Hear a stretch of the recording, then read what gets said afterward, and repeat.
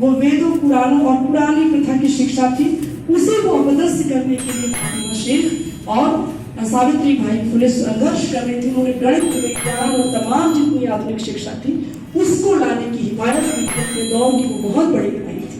और आज आप देखिए न्यू एजुकेशन पॉलिसी, शिक्षा की नई नीति आ चुकी है और नई शिक्षा की नीति को आप पढ़ लीजिए और पढ़ने के बाद आप तय कीजिए कि वो किसके लिए बनाई गई है।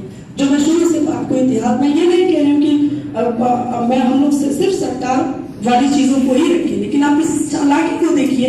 जब हम सरकारों पर प्रश्न करें तो साथ ही साथ पूंजीपतियों पर भी, क्योंकि वो किस इतिहास की किस आधार और किस प्रक्रिया से हमारे ही बनाए हुए प्रश्नों के आधार पर हमें ही घेरने के लिए खड़ी हो गई, हमारे ही नीचे की जमीन खींच ली गई और आज हमारे पास कहने के लिए कुछ नहीं है। क्योंकि IMF आप जानते हैं, सब जानते हैं, जो यहाँ काम करने वाले मैं तो उनसे बात करती हूँ तो मुझसे भी बेहतर जानते हैं।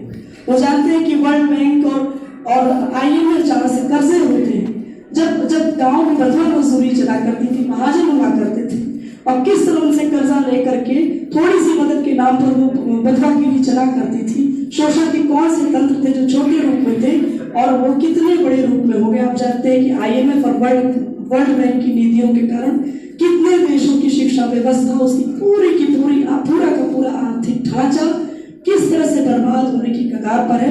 वो कितने बड़े महाजन हैं, वो कितना बड़ा खेल खेलते हैं कि पूरे देशों को बर्बाद करने की ताकत रखते हैं और लोकतंत्र उनकी मुट्ठी में। हमें लगता है कि हम तो वोट देकर आए हैं, लेकिन वो हमारा वोट हमारा है ही नहीं। आज आपके पास अगर पैसा है तो आपके पास ज्यादा वोट है। कहा तो ये जाता है कि सबका वोट बराबर है, लेकिन सबका वोट तो बराबर नहीं है।